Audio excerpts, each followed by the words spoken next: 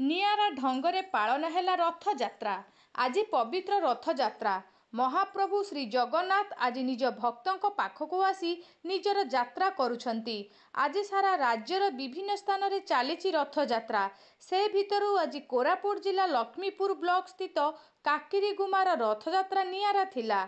एही यात्रा रे जो माने उपस्थित थिले समस्ते अति आनंद उल्लासर सहित नाच गीतर समस्त अंचल आसीथिबा भक्त माने समस्ते मिलिमिशि जगन्नाथ मंदिर ठारू आरंभ करी माउसी मां मंदिर पर्यंत रथ टाणिबा देखिबाकू मिलिछि। एही यात्रा रे पिला ठारू आरंभ करी वृद्ध वृद्धा समस्त आसी रथ टाणिबा सहित मन भरी आजिर एही मुहूर्त को उपभोग करिबा सहित नाच गीतर झुमिबार देखिबाकू मिलिथिला। एथि सहित अंचलर ड्राइवर महासंघर सभापति विद्युत खोसला नेतृत्व में शह शह ड्राइवर भाई माने जोग देई रथ टाणिबा सहित अनेक कार्यक्रम रे सहयोग करिथिबा देखिबाकू मिलिछि। एही रथटणा यात्रा रे काकिरीगुमा पुलिस प्रशासन पक्षरु सुरक्षार व्यवस्था करा जायथिबा बेले लक्ष्मीपुर अतिरिक्त तहसीलदार उपस्थित थाई समस्त विषय तदारक करुथबा देखिबाकू मिलिथिला। रथ माउसीमा मंदिर निकटरे पहुँचवा परे कमिटी तरफरु सहयोग करिथिबा समस्त संगठन पुलिस प्रशासन स्वेच्छासेवी आसीथिबा समस्त भक्त पुणी उपस्थित थिबा नेत्र टीवी और आम ओडिशा खबर न्यूज चैनल को धन्यवाद प्रदान करिथिले।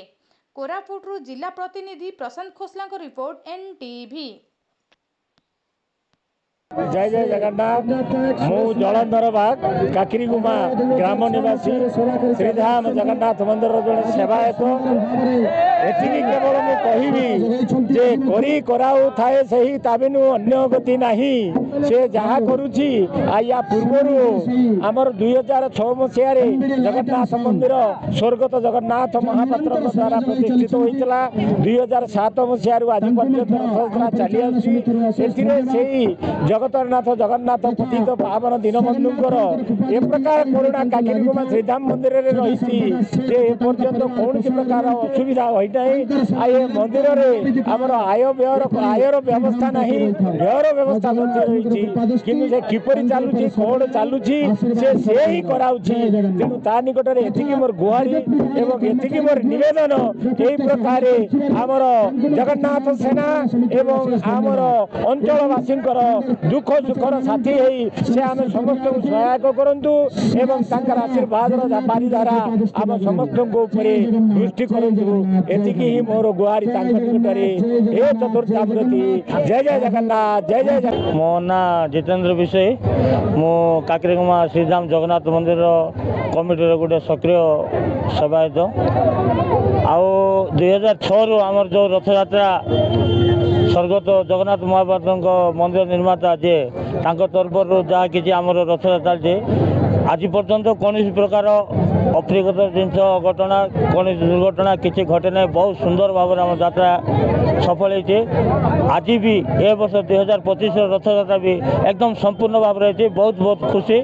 आम कमिटी विथ मीडिया बंधु आमर पुलिस प्रशासन आमर सेवायत एवं आमर जहाँ भी अंचलवासी को समस्त को विशेष विशेष धन्यवाद। जेहेतु शुरू कर आमर चतुर्थामूर्ति ठीक समय जन्मवेदी को आणिकी पहुँचाले बोली समस्त को बहुत धन्यवाद। काकिरीगुमा निवासी हेमंत कुमार विषय श्रीधाम परिचालना कमिटीर सह संपादक।